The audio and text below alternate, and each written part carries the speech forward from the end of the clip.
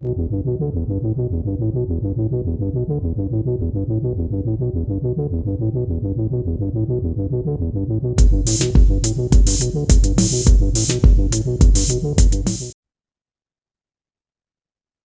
everyone, and welcome back to the Sacred Rainbow Warrior.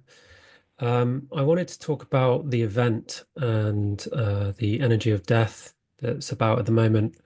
If you're anything like me and my partner or my friends, you may be surrounded by a lot of grieving. A lot of people have been dying, which personally I've found quite unusual. The amount of people that have died, say, in the past, since the beginning of December, has been really out of the ordinary. There's a lot of people grieving at the moment.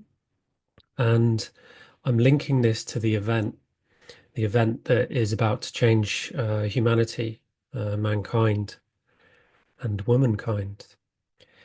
The event is due to take place. It's been due to take place for decades, but due to sabotage, it keeps getting pushed back, delayed timelines. But because we've crossed over into the age of Aquarius now, it is imminent. The event is going to take place between now and 2027, and there's going to be a lot of disturbances to power. So there'll be a lot of people without electricity. That's already started. Earthquakes are going to get bigger, volcanoes are going to get bigger, and there is even a prophecy that says there will be a global earthquake that everyone will feel, where the whole world will shake. This is part of the Rainbow Warrior prophecy. And fortunately, a lot of things have changed in our favor. But one of the things that I have noticed and I have been feeling through the ceremonial work I've been doing for years in divine union with my partner, and through my own intelligence and through my own body, through my own soul and heart, I've been feeling the story of what leads up to and what leads beyond.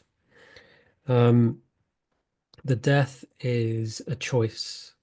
A lot of people have come here to help to raise the light frequency so that Gaia and humanity and nature are able to raise the frequency high enough that we can reach the higher dimensions. And there's loads of talk online about the fifth dimension, but it's not just about the fifth dimension, it's about the higher levels of consciousness and the deeper levels of consciousness coming into divine union in the heart. It's deep and divine. And that is the embodiment of the masculine and feminine. And this links to the Rainbow Warrior prophecy. The colors of the chakras are the rainbows. And we have the Earth Star chakra, which is black, and the higher crown, which is white. And if we just see in black and white, we cannot see who we truly are as human beings. And there are many, many, many ways that prevent us and sabotage us to stop us from seeing our true divinity, our divine sovereignty. And the prophecy is that we purify and come into divine union through the colors as the rainbow bridge. That's why there's a planetary alignment in the moment of a bridge. That's the prophecy. We are in the prophecy now of the rainbow prophecy. The bridge that bridges the deep with the high, with earth and heaven. We are the bridge, humanity and our sovereignty. But it doesn't just happen like that. There is a lot of work and internal work to do, and that's what I've been doing with my partner. And it can only be done in divine union. There's only a certain, even for monks who sit in Tibet in a cave for several years meditating, there's only a certain level you can get to before you need to work into working with your opposite, your mirror, a woman or a man, depending on what sex you are. And the reason for this is how we mirror ourselves. So if we talk about God, not in a religious way, but in a spiritual way, God separated himself, herself, to know thyself. The separation, which is the original sin, and this is how the masculine and feminine began. And the separation wounding of that created pain and war and all of the things which we struggle with today. And it's not that simple. It would take several hours to discuss the original sin and what it truly is, because a lot of people say there is no separation, that separation is illusion. That's 50% true, half and half, because there is actually the distortion of separation as well. That's why we're in this mess. You look at all the, for example, I talk a lot about the mental health asylum of all these letters we get like ADHD, OCD, PTSD, bipolar, all these things. These are just um, pigeonholes. These are categories that label us into tribes to keep us further separated, and just saying we're all under one roof, we're all under one umbrella. And a lot of these, not a lot of them, all of these distortions stem from one toxic root, and that's toxic shame avoidance, which is just another name for narcissism. Everything springs from that. And the the reason that we're going through all of these distortions of separation is so that we can come back together. It's like an elastic band or a cake, a sticky cake. You pull it apart and you see all the parts in between which need to be cleaned, and then it comes back together again. This is what's going on internally, and this is part of the prophecy. Now, um, if you're probably aware, if you've heard Dolores Cannon talk about volunteers who come here to as seeders of light to raise the frequency. A lot of these people are leaving now because the event is getting close, and that can be people that we care about deeply. And you'll notice on the news, the news loves to promote violence and death. If it bleeds, it leads. And that's another reason why I don't watch the news, because it is toxic. But you'll probably notice more and more people are leaving, more and people are passing away.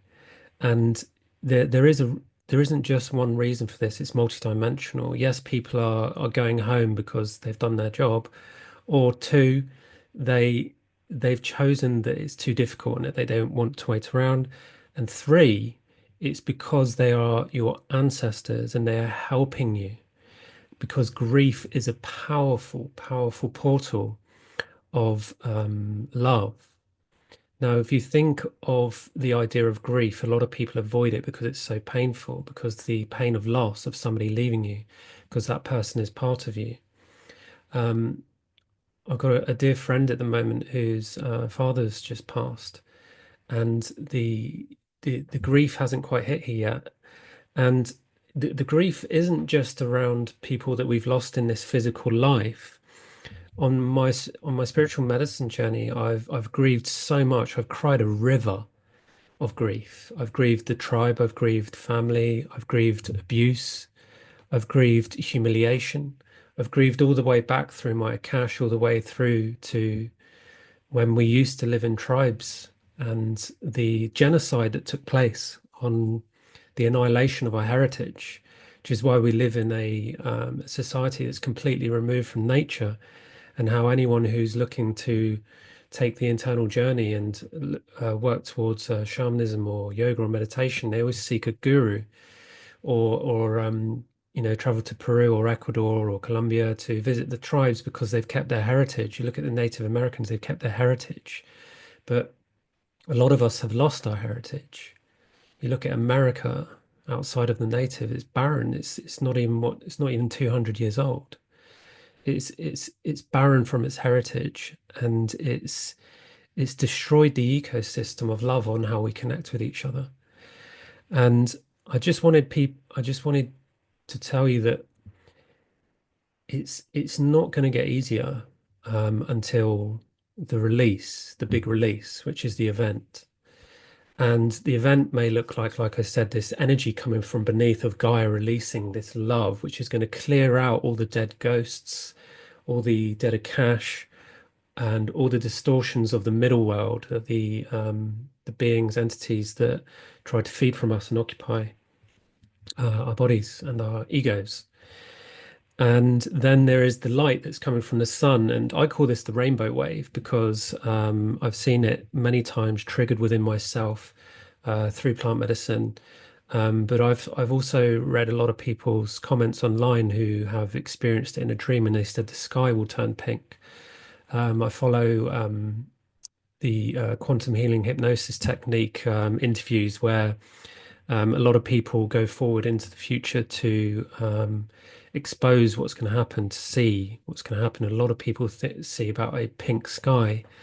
Now, this might not be a surprise, but I consider myself highly knowledgeable, full of wisdom on color, and each color represents a specific energy. And the energy of pink or magenta is divine integrity. Now, divine integrity is the antidote to fear. So, if the first color to come from the sun, from the rainbow event, the portal, which clears the skies and and yeah, clears the skies and the air, and it's that visual representation of what we first see after the event. It's going to clear out the energy of fear and give us this energy of rest and integrity. Because in integrity is truth. It's like the alignment between life and death, between dark and light, between right and wrong, because they don't exist. Right and wrong doesn't exist. It's only the third way, which is the alignment. It's like, for example, a coin. When you flip a coin, you either get heads or tails. It's a false illusion saying there's only two outcomes because technically, even though it'd be highly unlikely, a coin could land on the center, and that is a third option. And this is what's happening. We've been waiting for so long, but we're not waiting. We had to make it happen. It's called co-creation. The divinity of spirit won't do the work for us. We have to meet it halfway. And this is what I've been doing with my partner, been meeting spirit halfway to understand what is coming so that we can prepare. And I can tell you that more death is coming, more death, and but more light and joy. It's not going to be all doom and gloom, but there's going to be a lot of natural disasters. And personally, I moved out of London, I moved out of my hometown, I moved into the countryside because of that reason. And what's most apparent that will change, and a lot of people are saying this online, and I've known this for a few years now, is that because of the exposure of that amount of love that's coming from beneath and below, it's highlighting the shame because the ego doesn't like love. It's anti-love, it's anti-Christ because it kills it. That's how ego death takes place.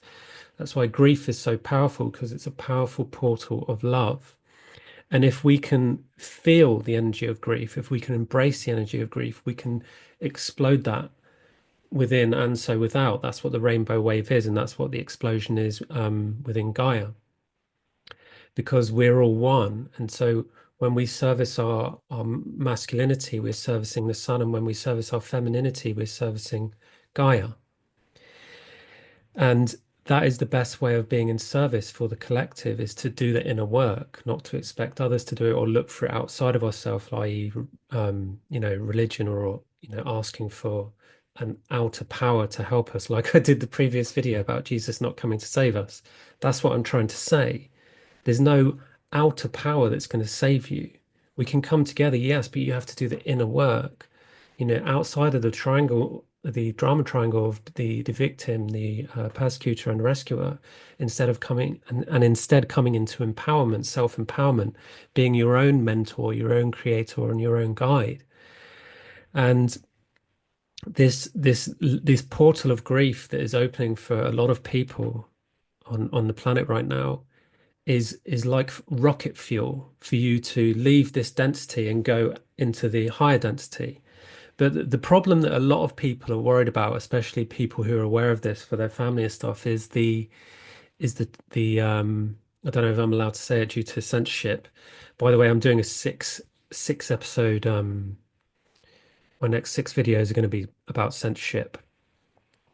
But the what some people put in their systems to help with the virus in 2020, 2021 and onwards, a lot of people are concerned about how that has damaged the ladder of the DNA, and there is truth to that. the ladder is a representation of moving up to the higher realms, like the golden ladder, and they've taken pieces out of that to stop people from elevating. I'm not quite sure at this moment, this stage, if and how that will work for people who choose to stay and choose the ascension process. I'm 100% sure there is a healing process. I know I can do that. I know there is a healing process for that. I chose not to take that path, but I know the people who have are concerned, but there is no reason to be concerned. The like as I said, the grief at the moment, if you're experiencing the grief at the moment, or you experience people who are going through grief, know that these are opportunities for powerful ascension codes, powerful elevation through lower densities into higher realms of consciousness. And I'll do some videos on the innate. The innate is who we truly are. It's the expression of what we would look like and who we would be, and the powers and gifts we would have if we weren't living in this density with all these attachments. And when we embrace essentially when we do the opposite of what the ego says, use the ego as a teacher. If it tells you you're a dick, tell yourself you're amazing.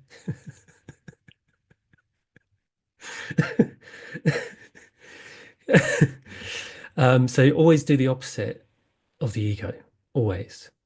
And that's why I'm doing some episodes on censorship, because censorship is just disgusting what they're doing to us. They're trying to silence us because violence is silence. So I'm going to leave it there, and I'd love to hear your comments on what you're going through at the moment. I know we've moved into in bulk now, which is about recreating ourselves and coming into our younger innocence. So if you're relearning stuff that you forgot from a child, it's because it's in bulk. You're growing up. Welcome that.